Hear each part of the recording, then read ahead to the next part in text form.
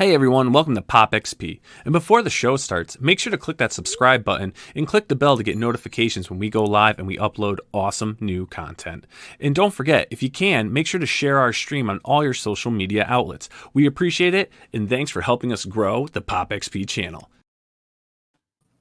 Hey, what is going on, YouTube? It's the brain of the mainframe here, Niall Scala with the POPXP, and joining me tonight, as always, is the man, the myth, the legend. Someone call him still a teen sensation, Mr. Billy Tucci. And we've got the brilliant Skylar Lauren in joining us tonight. Ladies and gentlemen, how are we doing? Doing good. Ladies first. Oh, doing good. Staying busy. Excited for the con season of 2023. Yes, I am as well. Excited. What about you, Billy? Are you ready? You ready to do some cons, drink some whiskey, have some cigars? What are we doing? That's what I'm ready. That's what I'm looking forward to, is drinking whiskey and smoking cigars and getting there. I love it when I'm there. You know, Heroes Con is always one of my favorites. Garden State Comic Fest, San Diego, of course, doing all three of those. Baltimore, but I am like, you got to ask Debbie how I am the night before a show or 2 days before a show, because I'm all in panic mode and I'm just not ready.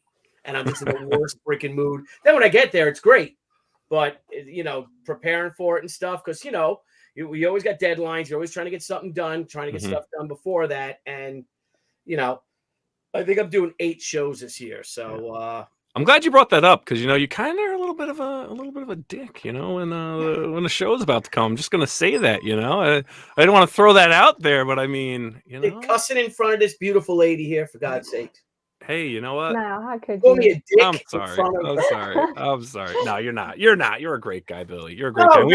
We have a great guest on tonight. I'm very excited for this. Oh my God, someone that we've wanted on forever, and we're coming up on our 4-year anniversary, right? Over 4 years. 4 years, 550 shows. Over 600 shows. Over 600 shows. Wow. 600 shows. It'll be March 22nd, I think, will be our 4-year anniversary. Are you gonna get me anything? Of course. Get me something nice, something soft, maybe. Take them out for a nice dinner. Yeah, what about that? Nice dinner and maybe we go to Mount Airy Lodge in the Poconos. Yeah. Oh, do they still have those? Were they like champagne jacuzzis or something? Yeah, that's heart bed and stuff. It would be totally gay for each other. It'd be awesome.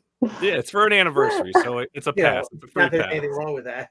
No, not at all. Anyway, enough about us, Scala. We got plenty of time. We do. And before you go into our introduction of our guest, I mean, those who are here know who we have on tonight. And I would just like to mention that, if you love collecting, you love what our guest is doing tonight, and you may even want some original art, please look in the link below. Head over to the Artist Choice at www.theartistchoice.com, where you can pick up some beautiful pieces by our lovely guest. Is that a John Romita Thor I just saw up there? Maybe. I think it was. I think it might have been. There might have been a bit of a, John Romita Jr. Thor. It looks like a Johnny Sr. next to that. Who's that next to the Thor page?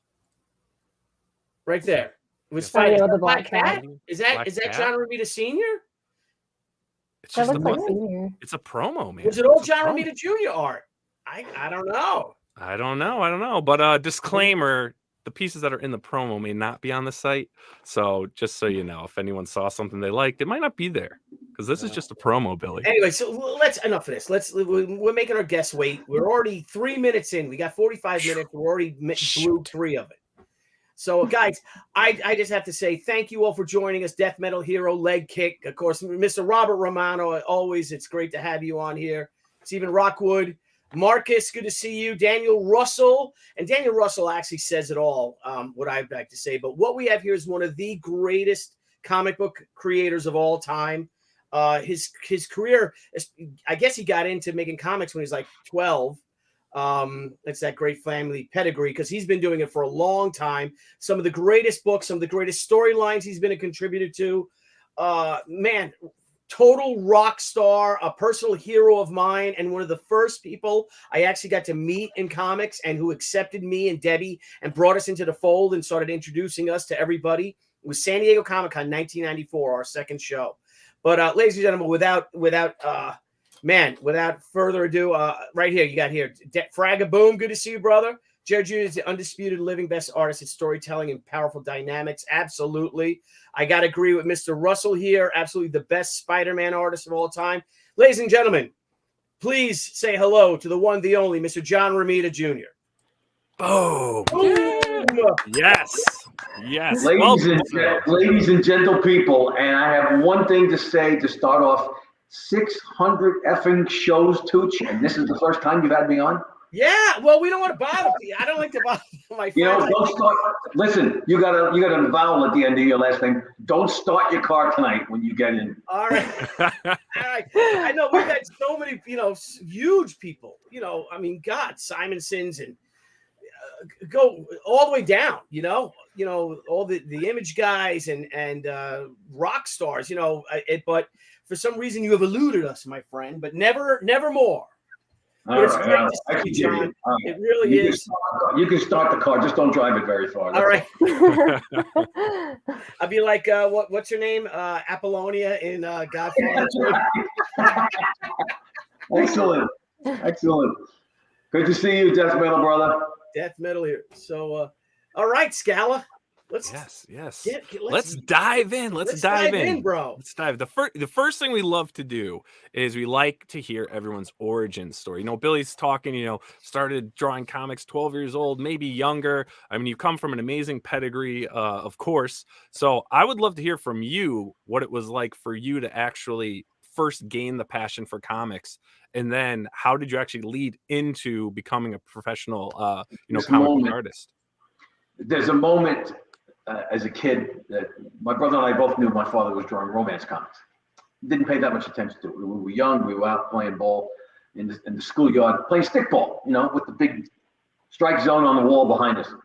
And I specifically, I woke up in the middle of the night because the monsters were coming out from underneath my bed, and they were scaring the hell out of me. So I pulled the attic down, the attic trap door. You remember that? If you live in Queens, you live in New York, there's always an attic door you pull down. You climb up the stairs. I was terrified. And my father was up in his attic working stupid hours. It was 3, 4, 5 o'clock in the morning. And I was crying, and he waves me in to come sit down. I have a little chair right next to him. And he said, just give me a second. You'll be fine. The monsters are always disappearing. Don't worry, because he was always talking me off the cliff. And I look over his shoulder, and he was doing something different moments. And it was the Daredevil cover number 12 with Kazar up in the tree and the Plunderer surrounding Daredevil with all of his men. And I guess I stopped crying for a minute to look at what he was doing. I said, Dad, what is this?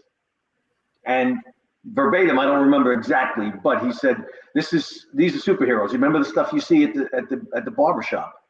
And there was always a comic book at the barbershop when we were kids, but I never paid attention to it because he wasn't drawing it.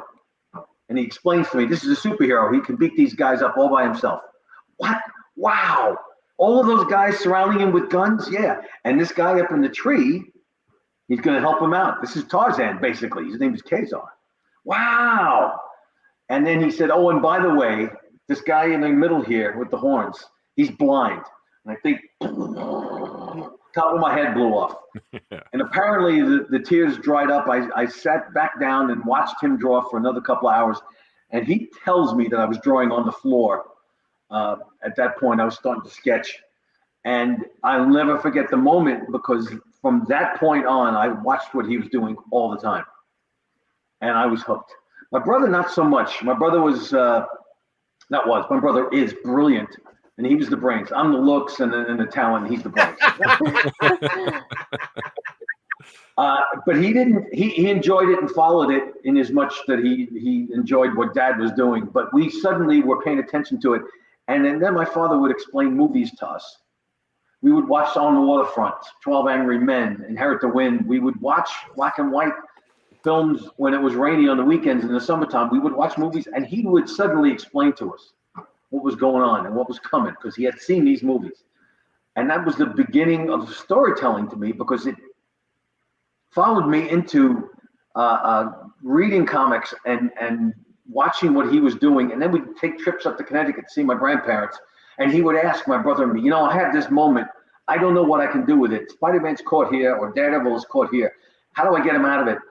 And, he was just playing with us, but we would talk about it. And suddenly storytelling was something that we were, and I specifically was paying attention to. When we were watching films on the weekends, I knew what was going on. I knew what to expect. Suddenly, this was exciting to me. When I got to college for design classes, and when I got into the industry, it coalesced when I paid attention to comics all these years about storytelling.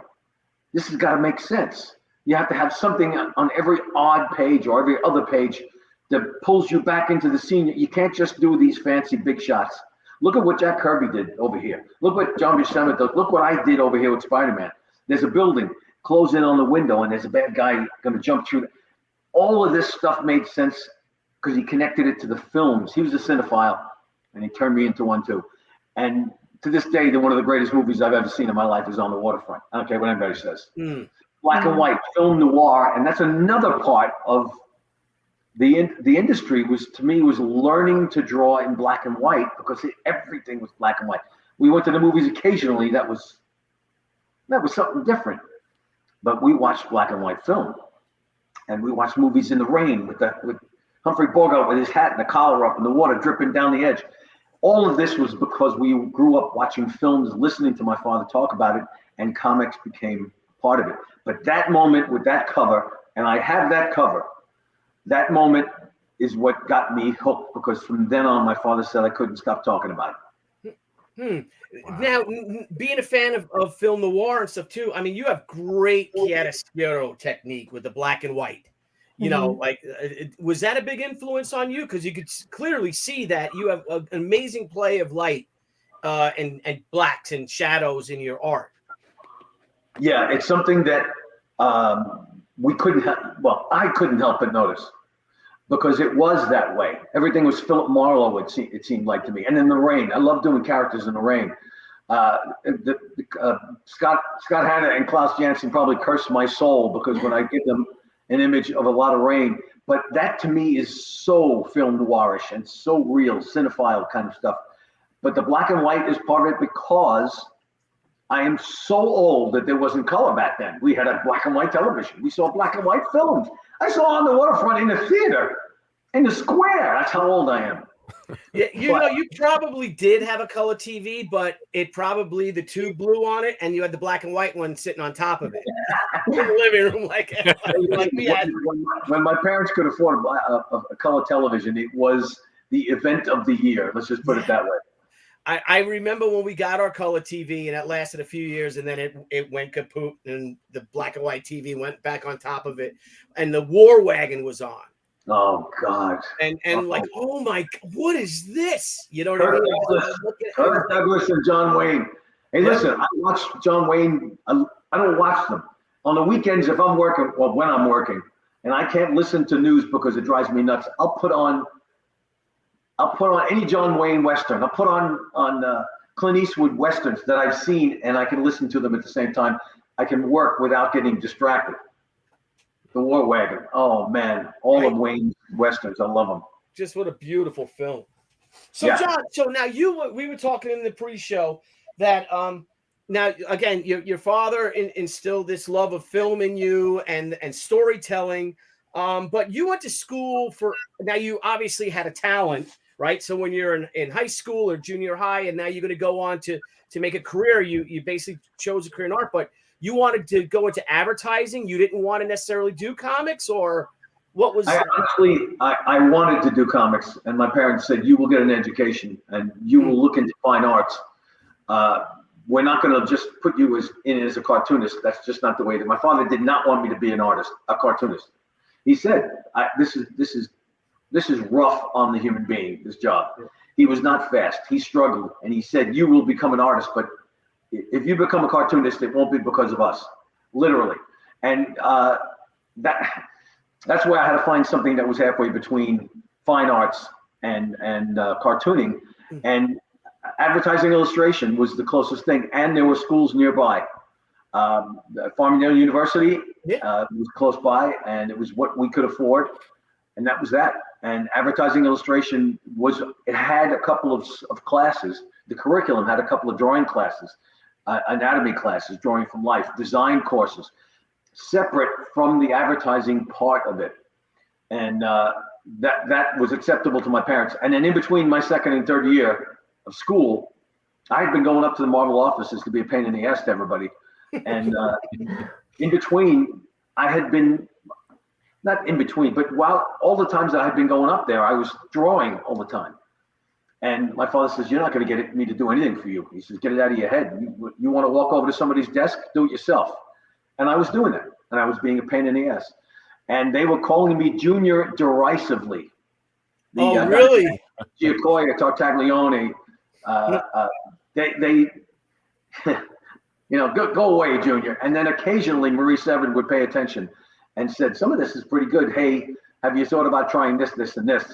And it kind of blossomed. In between my second and third year, they gave me a chance to be an art consultant. And I made a couple of shekels a week and decided not to go to school for my third year. I wanted to see if I could get a job full time. And if I couldn't, I would have gone back and got my degree. I got a job. And I think my father probably still wants me to get my degree.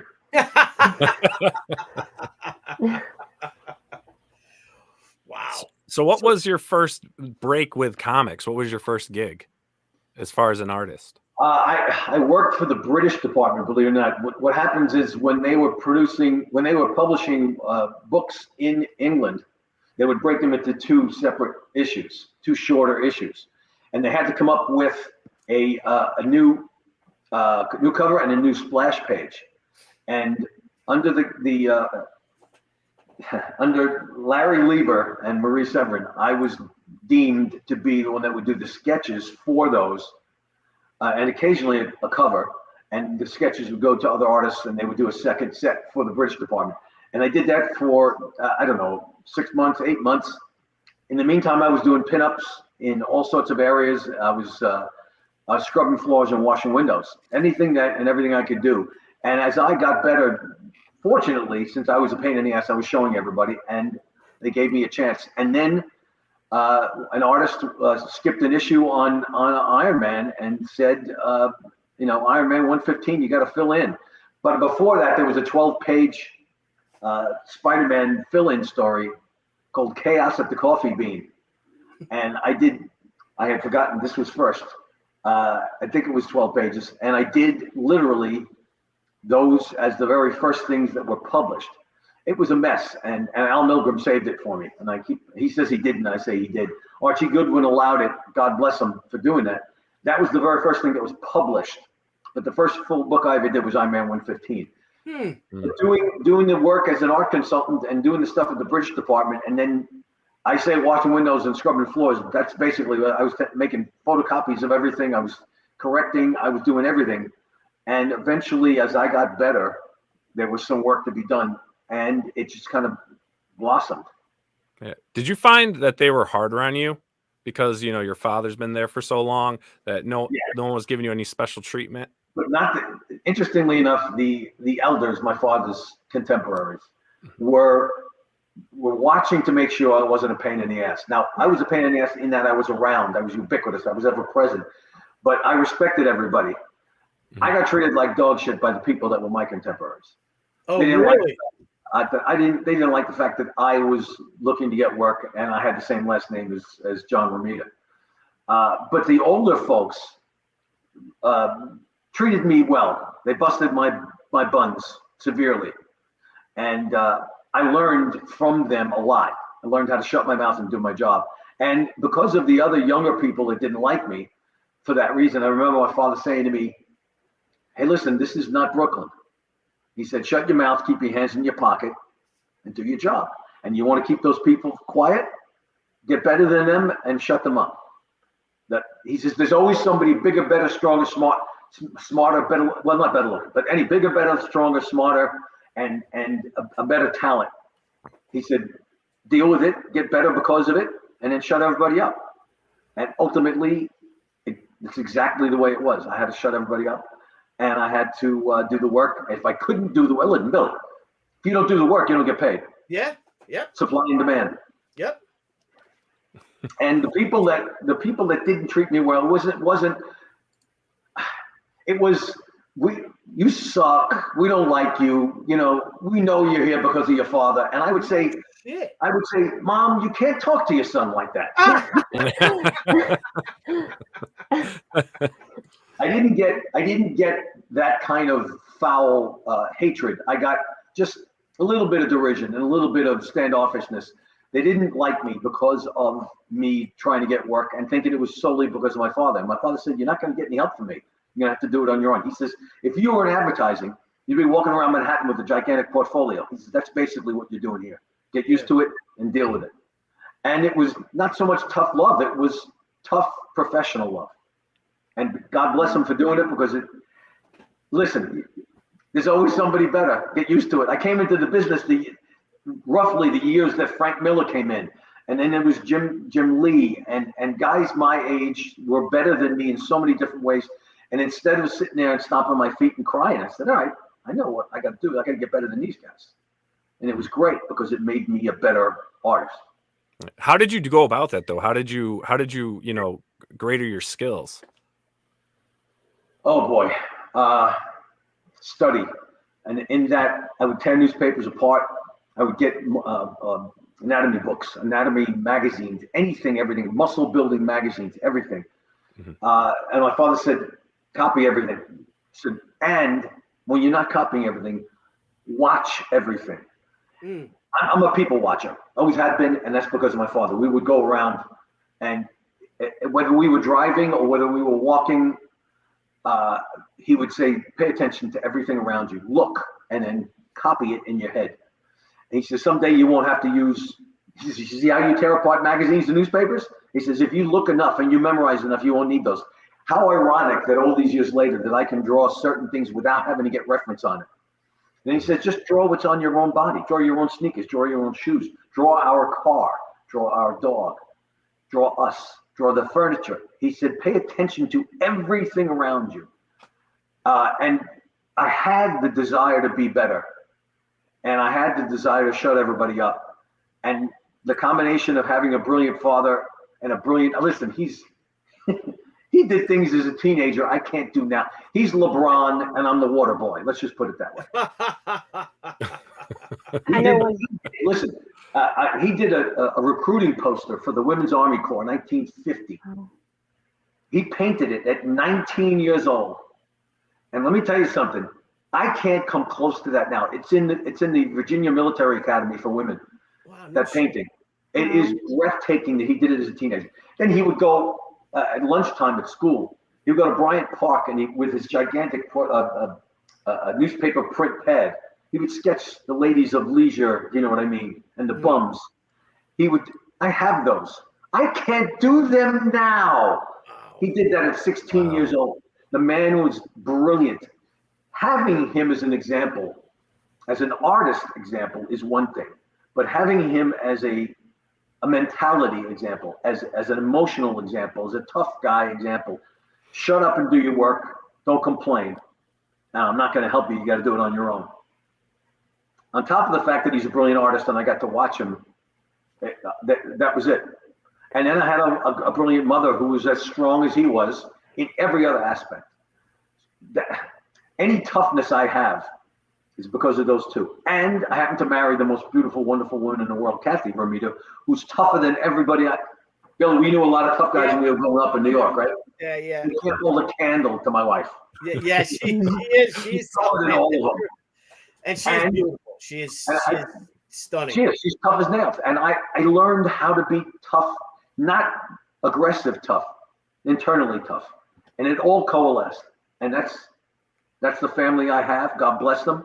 And that's the woman I married. And I'm lucky enough to say that. I remember when you met her at San Diego. That convention, that San Diego convention with 2 or 3 shots of tequila in me, I had the guts to walk over to this gorgeous woman. Yep, that was the show that I said. That was our second con, which was the San Diego con, because our first con was a few weeks early in Chicago, but we pretty much stayed ourselves. That's right. And she was there interviewing Jean-Claude Van Damme for Timecop. Oh, really? She was doing local reporting.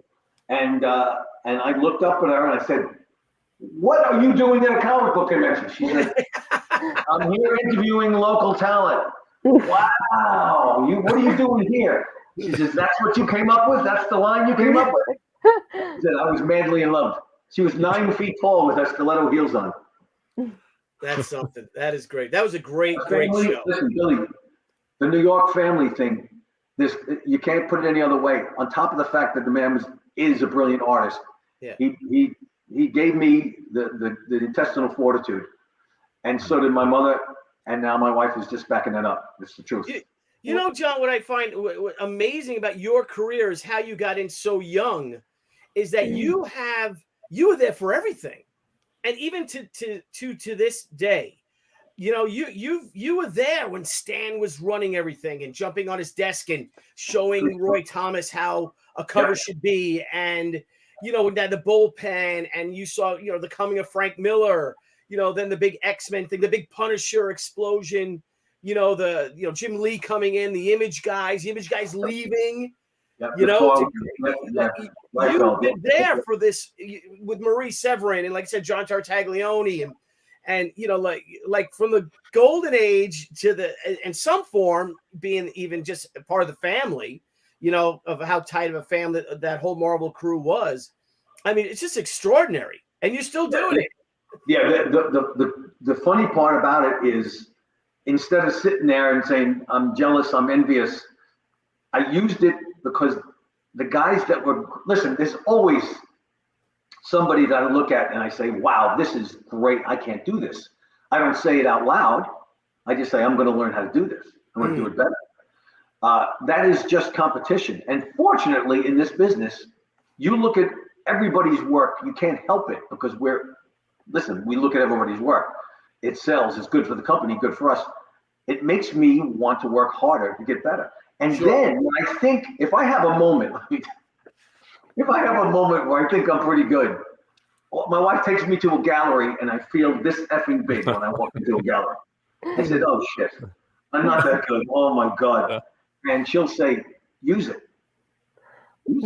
Well, as many conventions as I've got to work with you, the one thing that I always hear is how you're like the greatest storyteller and everything, you know, and like the way that you portray a story. And I've heard even friends of mine say like your work and the way you draw it is like their favorite ever, like Daredevil, Spider-Man, whatever it is. So the good thing about storytelling is that I call it basically sleight of hand. You know, look up here while I'm doing the lousy artwork down here. I'm not as good an artist as I want to be, but I can tell a story and I know what I want to do. And the interesting part of the storytelling is that when I got into the business to work, and when I suddenly became a freelancer, knowing what I had known from my father and watching films and then understanding how it applies to comics, there's a guy named Jim Shooter who was the editor-in-chief and who at the time was really rough on artists. You better do it my way or the highway. And he said, I'll never forget it. He said, you better establish every other page, at least, if you don't establish every page. I don't care if you got to do 9 to 10 panels. I want to know where you are, where we are, where everything is going, and I want to see it making sense. That coalesced with everything I had learned previously. And then my father said the words, you can't always use the money shot. He says, you got to sacrifice. He says, I'll show you a movie. And we went to go see a movie called The Big Country. Gregory Peck and Charlton Heston, I think. And there's a fight going on. The two of them are beating the snot out of each other. And we pull back and there's the muffled sound of the punches. And all you see is the big country. And he said, I want you to pay attention to this because that's storytelling.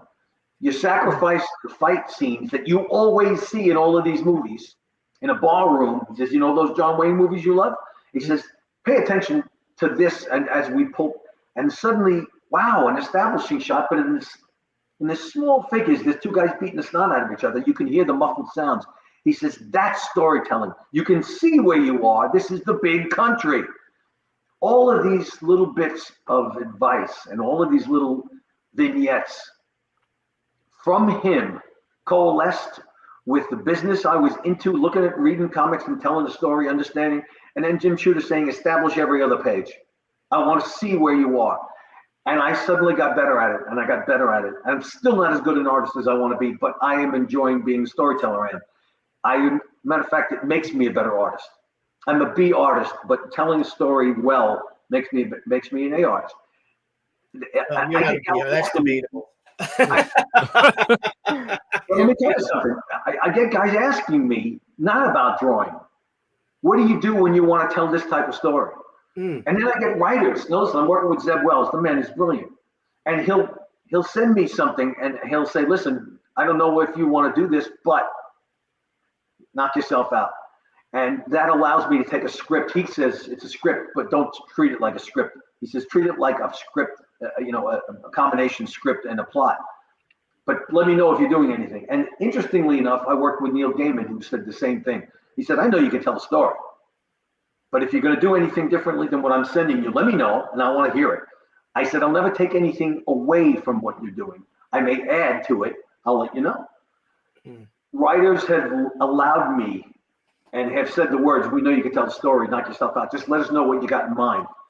And I haven't been told, no, I don't like that once. Well, Chris Claremont did it when I first started. Let's just put it that way. Oh, did he? Chris and I are good friends now, but I was a punk kid and he was an established writer. Yeah. But I exaggerate to clarify in that the writers I've worked with have allowed me to play as a storyteller, and they will change dialogue according to the artwork, and it works out. And I get nice little vignette scenes that I can play with and add. I love it. I love it because the writers say, this is great. I hadn't expected that. This is great. Let's try this. And it's a nice combination of the two. And I don't get the plotting per se input. I get the storytelling input. And we got a super chat here from Leg Kick One. As a comic fan, I thank the Romita family. Thank you. I thank the Romita family too. Without those three people. And then this guy here that's always following us around. Andy can tell a joke. I can tell a joke, and his name is Spencer Beck. Oh, whoa! I literally hear them go back and forth at conventions all the time, literally busting on each other. Yes, that's awesome. Nice.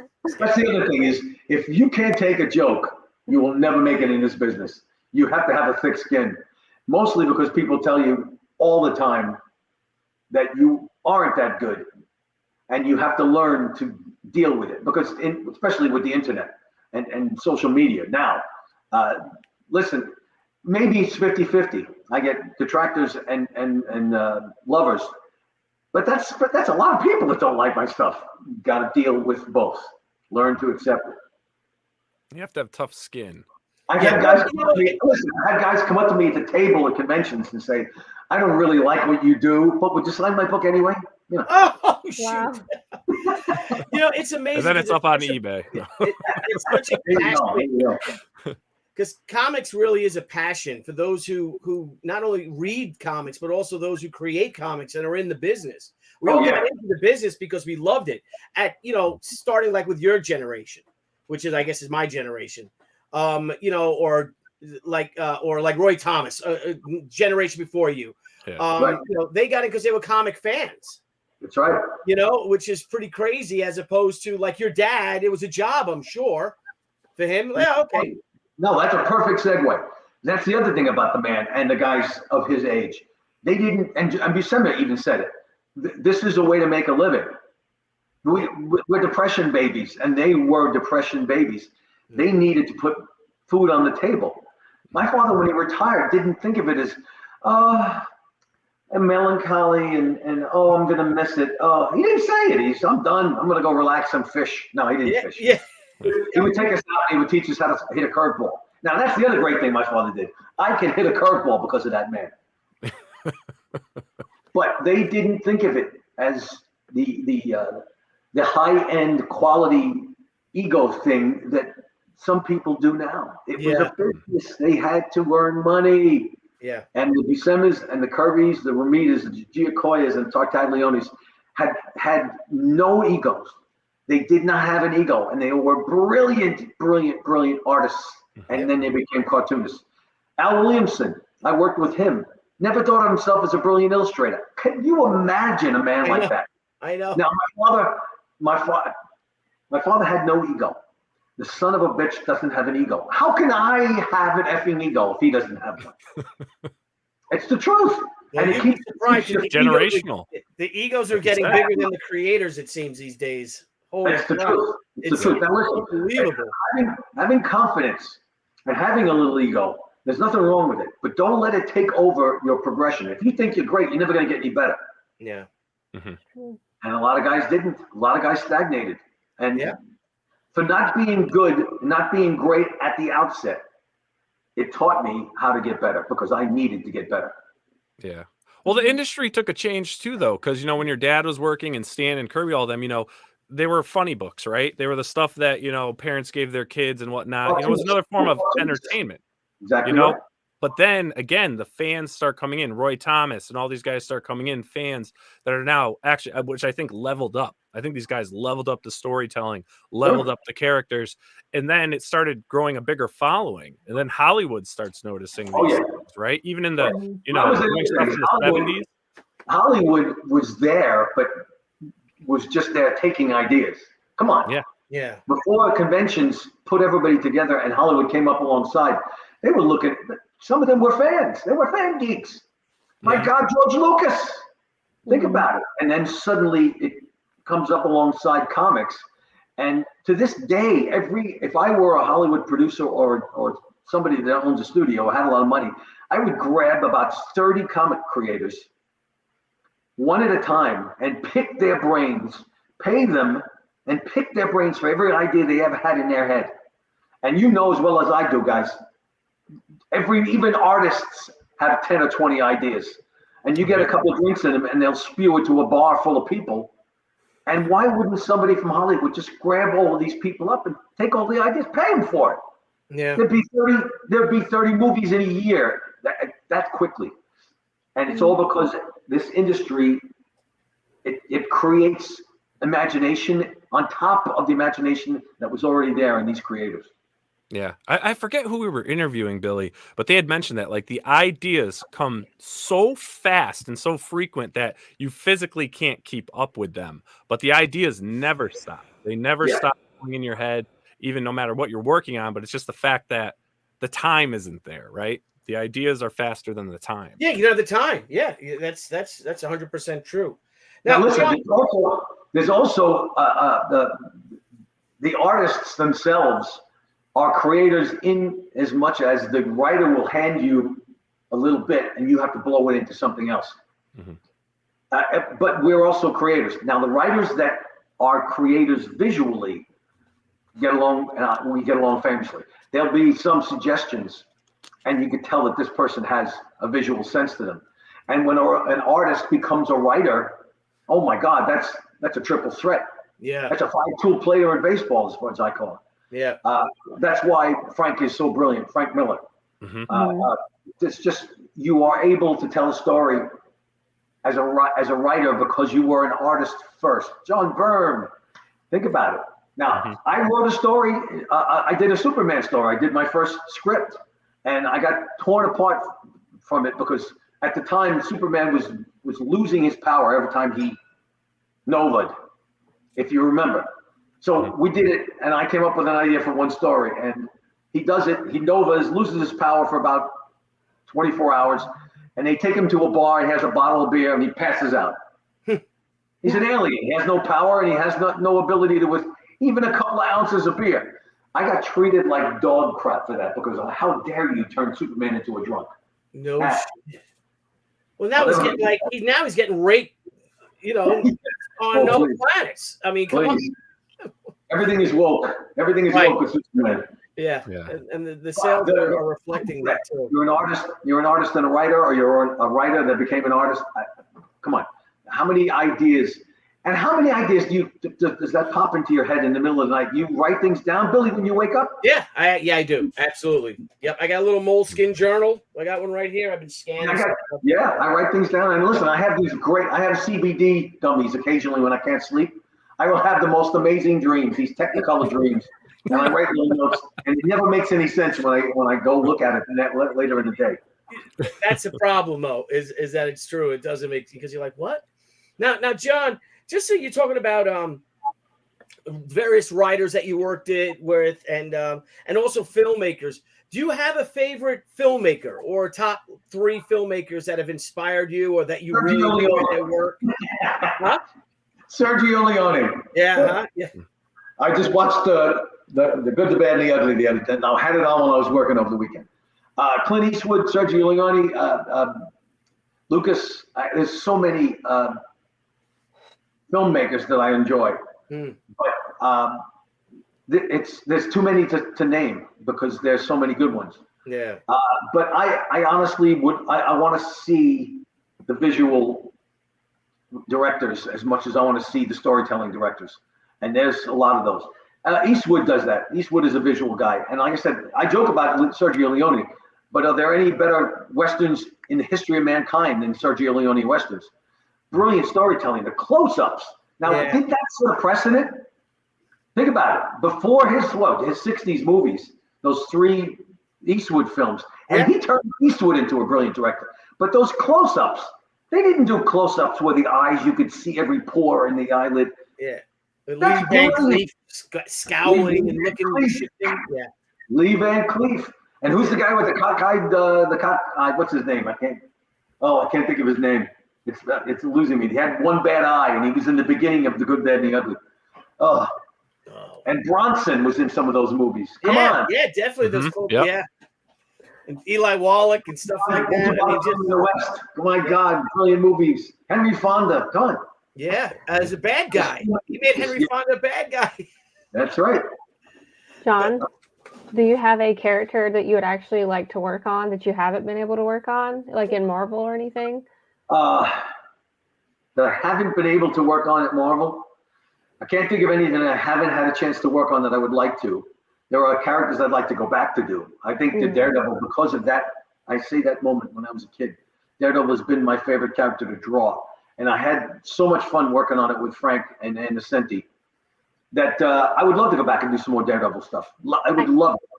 I know you told me one time you would love to work on Doctor Strange because I remember you're right. One of the shows that I worked with you actually did a sketch for me, a head sketch, and that's the first ever piece of art that you did for me. Oh, that's wonderful. But you're right. So I kept it. I'm sure that, and there's something about it that is so wild that I would love to draw that. I would love to draw a fight with Dormammu and the Ancient One again. Thank you for reminding me. Thank you. I've said that on many occasions. The character I've never done monthly is Doctor Strange that I would love to do. Thank you, Skylar. I appreciate it. Yeah, absolutely. Like that piece is very important to me because that's the first thing you ever did for me when I started working with you at conventions and stuff. So I had that when I took it off the wall, and I was like, I have to show it. So. I appreciate that.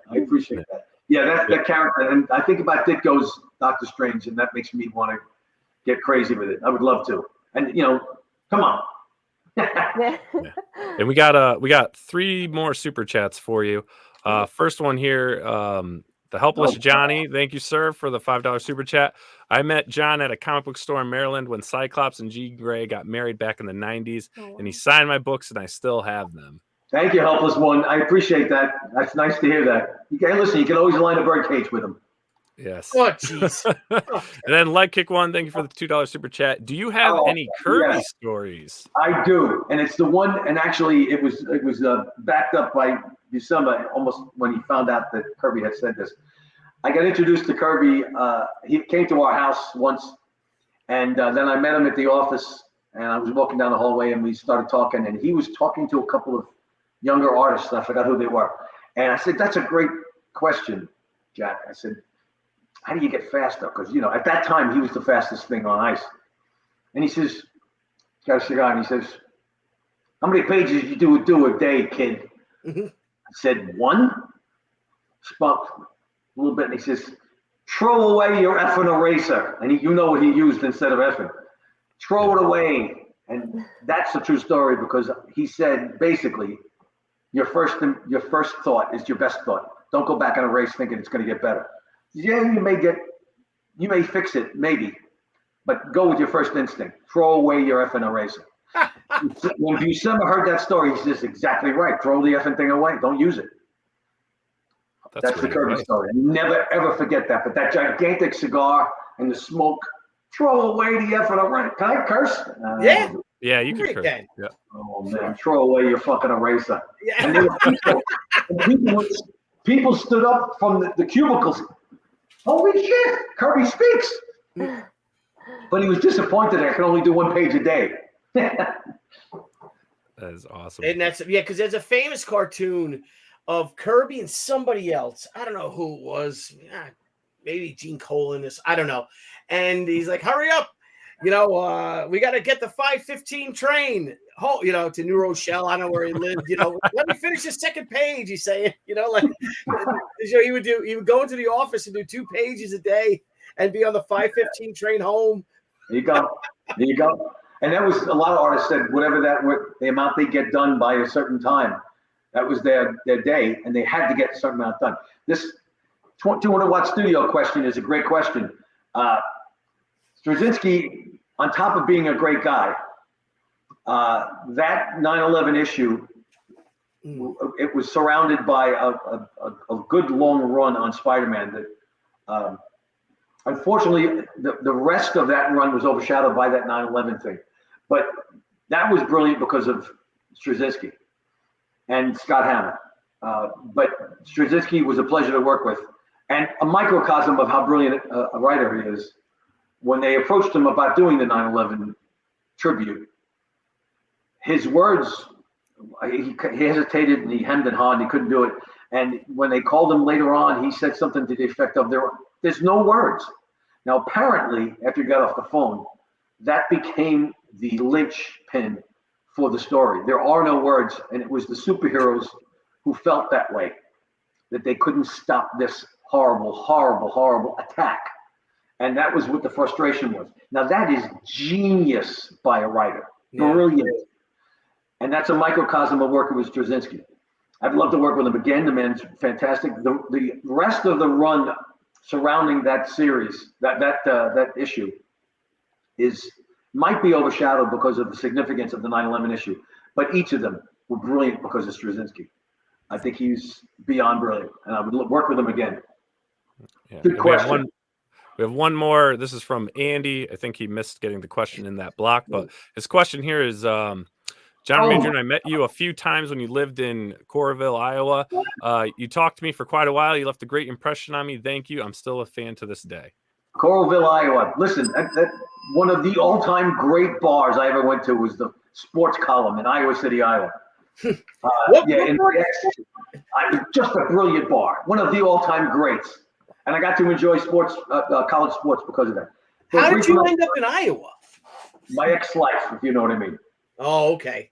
I met that person in Chicago, and for a brief amount of time, we lived in Iowa before we moved to Sarasota, Florida. And I bought a beautiful house, and it didn't last long. The house lasted, and that's that.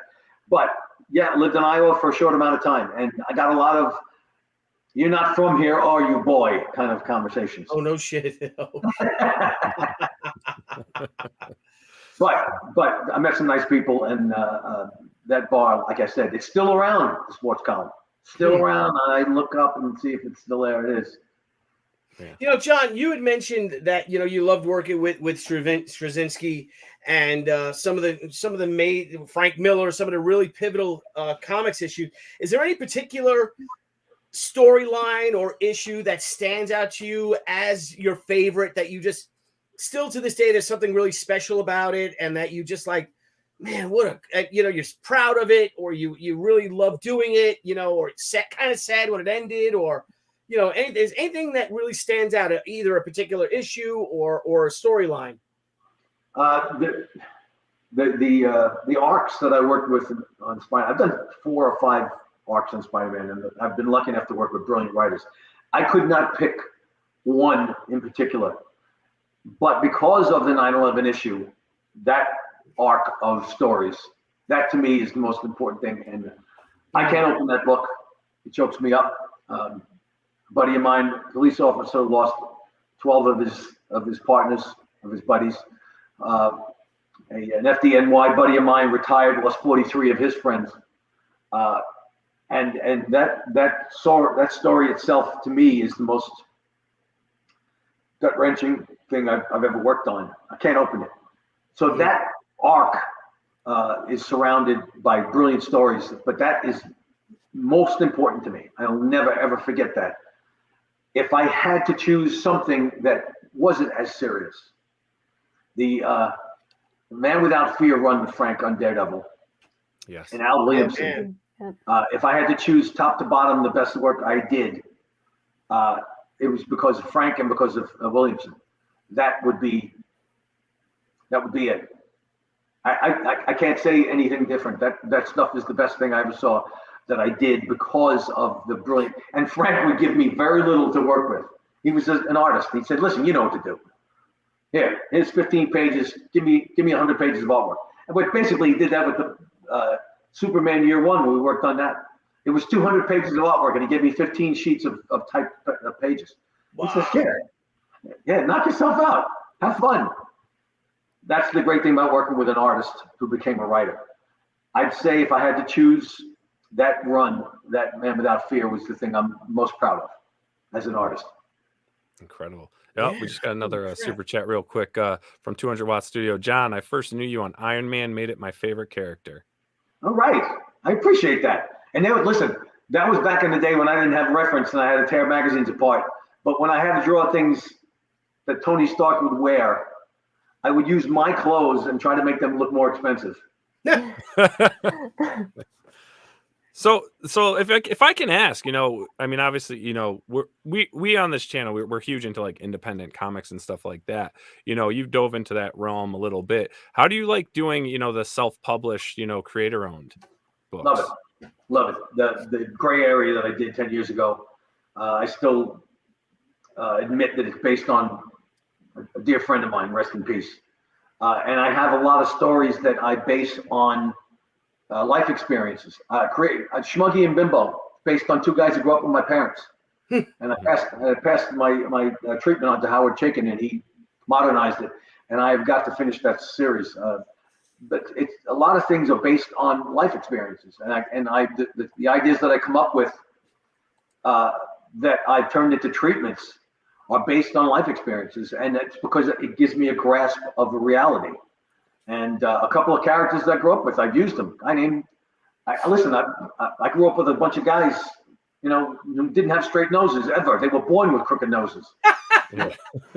I used them in barroom scenes. When Colossus and the Juggernaut beat the crap out of each other, they destroyed my friend's bar, the Grand Tavern, and all my buddies were in the background. Oh, that's great. That's so experience, cool. And that's the best thing about what we do is we can use it. Yeah. And I've got other storylines based on people that I grew up with. I can't help it. It's just a great way of Stan Lee, and I heard this conversation. He was talking to my father about it. He says the balance between reality and fantasy is what makes great stories. He says you put too much of one or too much of the other, they beg for more of that one, of the little bit. He says you balance fantasy and reality just right, whether it's more of one or the other, and then you balance it out with the next story. That's what makes great stories. He says fantasy and reality balance is what makes it great. And that's what I managed to do with some of the ideas I come up with Creator Own that I intend on pitching. It's based on, I grew up next to a lady named Mabel. And this woman was 100 years old when I met her. African-American woman and in Queens. And I have a story based on this woman that I created. And I pitched it to a couple of people. And I'm going to turn it into something. Yeah, man, do it. The people that you meet along the way, when they fascinate you, you can't help. Schmucky and Bimbo, these are the guys. Sonny Santangelo. How do you not make a story about a guy like that? His nickname was Schmuggy. And my parents would tell us stories about it as kids. These guys were collectors. And we would hear stories about Schmuggy and Bimbo and Booney. And everybody would laugh about the stories. Hopefully they were all comedy stories that we heard. But these guys were colored. My father said Schmuggy looked like a beat up old catcher's mitt. And I did a drawing of Schmuggy.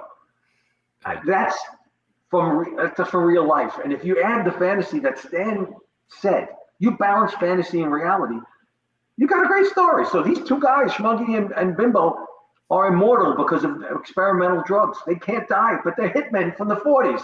Yeah. Well, they're 100 and something years old. Yeah. Yeah. Based on two real guys, I throw them in the fantasy. I can't help myself. It's just part of it, and that's why I love doing this create your own thing. Great question. Now, let me ask you though. So you're talking about your ideas and then pitching them, but have you thought of diving into, crowdfunding?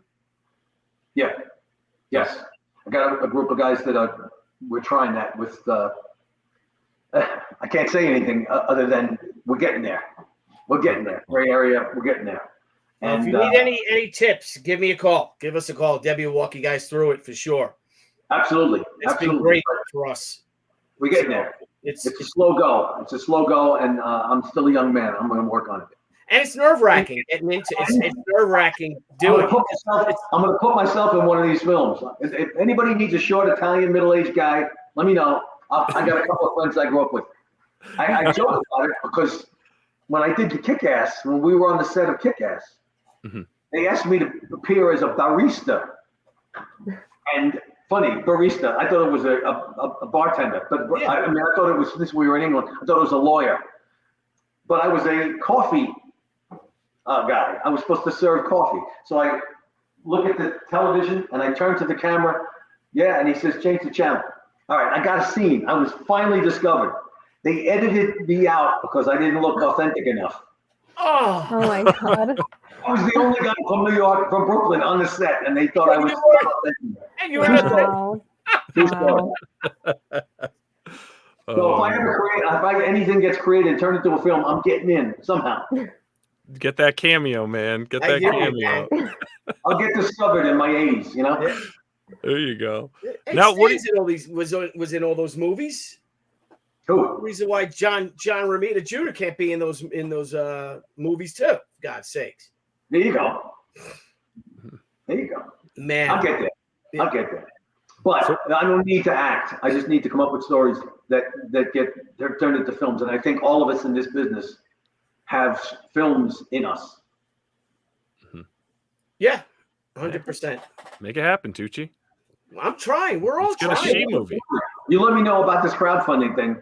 If we can do beyond what we're doing right now, Legion M is working on it. Gray area with me. We got a screenwriter. Okay.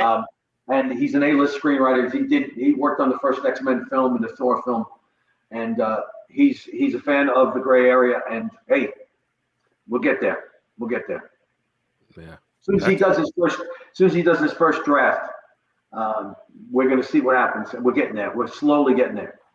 Yeah, it's amazing. It's the Gray area. Gray area is based on a guy I grew up with. Dear friend. Tell us about Gray area, what you can, for the people out there that are watching. Just a corrupt piece of garbage cop who. Listen, if you're a corrupt cop, you cheat on your wife, you're a piece of garbage and you gamble. But you save lives as a cop.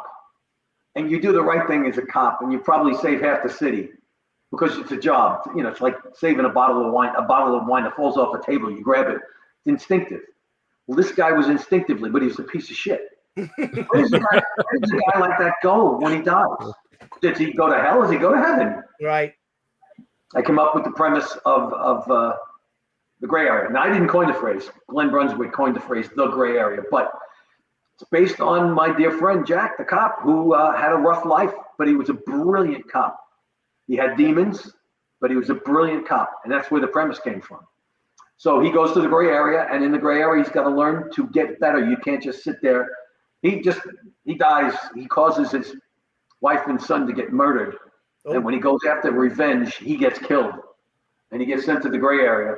And he finds out from Jordan, who I use my father as the basis for the character, Jordan, that if you sit around thinking you're just going to go to eternity and go to hell, you're wrong. We will torture you if you don't try to get better. And he finds out that it's worse than what he imagined hell being like if he doesn't give a damn. That's what he finds out he has to learn, is to give a damn. And he never gave a damn in his life. And it progresses from there. Dude, you do that, you crowdfund that comic book, forget it. It'll be huge. We're getting there. Huge. We're getting there.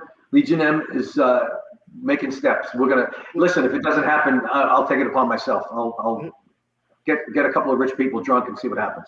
Yeah, well, all you need to do is you get the fans behind you.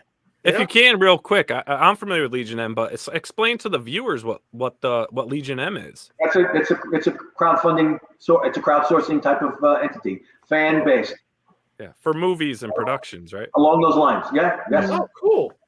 Yeah, it's actually really neat because when you back it, you almost get like equity in the company or something. I'll get my wife in here. She'll talk about the business. Yeah. I'm really an artist. I don't know any other shit like that. Well, we've had a couple questions in the chat. A lot of the viewers are curious what you're currently working on now. Oh, did we lose him? He froze up a little bit. Oh. I would love to. There you go. He's back. I think all of us as artists are based. Stop action film. Lose him a little bit. Yeah. Enhance. Give him a second. Give him a second to catch up. He's down in Texas now. They're like rioting over there in Austin. So they took the internet feed out. Yeah. What a great show, though, huh? I know. Skylar, do you know if John's doing any shows coming up? There we go. Oh, hey. There you go. It's 8 o'clock. I gotta go. All right, John. Any convention? Yeah. Richmond GalaxyCon. Yeah. Yep. I'm gonna be in Richmond, Virginia at the end of what's the show in Richmond, Skylar? It's GalaxyCon Richmond. That's GalaxyCon. Yeah. And then in North Carolina, I got a bunch. There's a bunch I'm going to do this year. I don't know if I'm going to do as many as Billy, but we got a couple of international shows that I can't wait. Oh, good. But we're going to try and get as many in as possible. And I don't know how many more years of shows I can do because I don't want people to get bored of me. You do 3 or 4 shows in a row, and so yeah, I've seen you. I saw you last year. I don't need you anymore. I know. Yeah, I think I'm doing 8 cons this year. So it's like we did 8. My wife and I did 8 shows, 9 shows, something like that. Now my middle son Joey is going to work with us again. He came to the international shows with us. We're going to do our best, and I still love doing them, especially after the gap with COVID. Yeah. Missing shows for a couple of years. I love it, and I'm going to do the best I can to see people. Listen, it's still fun sitting at a table talking to people when they come up and they want to shake your hand. I love it. I eat it up. Eat it up. Are you doing the Heroes Con? I think so. Yeah, I think so. We're supposed to be doing that one, so I should be there with you for that one. We're gonna have that's our whiskey. We're gonna have our Scotch and cigar night. If you want to join us, I'll take wine and cigar. I'm not a Scotch. Wine and cigar is fine. I think John, the last time we did that, they threw eggs at us in London. That's right. And the cops came. Oh my God. It was always Italians. It was like me, you, Jimmy, Frank Thierry. Oh my God. Man. Who's the guy with the Frank? Is it Frank Thierry? Thierry. Yes. And we're out there, we're all smoking cigars outside, and all of a sudden so he throws a friggin' egg at us. Oh my God. Wow. Cursing at him. Sorry, that was great. You want to throw fucking eggs, blah blah blah. And all of a sudden, cop cars show up. Like story for another day. I wish I had a memory. I forget half of those stories. Those are so many good ones. That was good. So, well, before we let you go, we just really quick in the chat. A lot of viewers were just wondering, what are you currently working on? I'm working on Amazing Spider-Man, and I'm loving every minute of it. And working with Zeb Wells and Scott Hanna. Scott makes me look good, and Zeb makes me sound good. So you can't argue with that. And Marcio is one of the most brilliant color artists in the business. Mm. Yes, yeah. And Skylar, anything for John before we head out? I'm just excited to be able to do shows with you again this year, John. It's always a blast and an honor to be able to work with you. I will never forget my first show with you was New York Comic Con in 2019, and you actually took me up to meet Frank Miller at the DC booth, and it was just, I'll never forget that memory and how nervous I was, and it was just awesome. So thank you for the opportunity again to work with you. We look forward to seeing you again, and you'll meet Joey, and we're going to do the family thing too. It's going to be a nice, awesome. set of shows. Yep. Nice. All right, guys. I gotta be a husband. I'm not very good at it, but I'm working on it. Looking forward to seeing you too, Johnny. Hopefully, we can grab some dinner out there in Heroes Con too. I'm looking forward to it. Deb gonna be there? Is she coming along? Yeah, well, are you going? You know, who are you going to like? Kathy's gonna come with us. Kathy's Yes. coming. Oh, good. Yeah, so that's incentive for Debbie to come. All right. She's my boss. Usually So I gotta have it's her her and all the guys, and she's like, come. so if your wife's there, then she'll come for sure. So Excellent. Excellent. All All right. right, guys. It was great All talking to the three of you. It was my pleasure. Anytime you need me again, let's do it again. thank you, Sounds brother. good. All right, Appreciate it. everyone. Have a great night. Thanks for tuning in, and we'll see you all on the next one. Roger. Bye, everybody. Thank you. Bye. Thanks, John. Hey everyone, thank you for joining us on POPXP. If you haven't already, make sure to click that subscribe button and also click the bell for notifications when we go live and we upload some awesome new content. Also, don't forget to head on over to Twitter and follow us at the POPXP and over on Instagram at the POPXP. Thanks again everyone, and we'll see you soon.